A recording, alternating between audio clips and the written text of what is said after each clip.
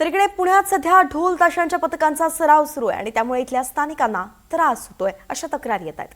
मोहम्मदवाडीतील रहेजा विस्टा reserve premium society समोर मंदिराजवळ ढोल ताशांचा सराव होतो आणि याचा त्रास होत असल्याची तक्रार स्थानिक करत आहेत। यानंतर काळेपडळ पोलीस ठाण्यात झालेल्या बैठकीमध्ये उपाययोजनांसंदर्भात चर्चा झाली आहे, मात्र त्यानंतर सुद्धा सुधारणा झाली नसल्याची तक्रार स्थानिकांकडून येते आहे।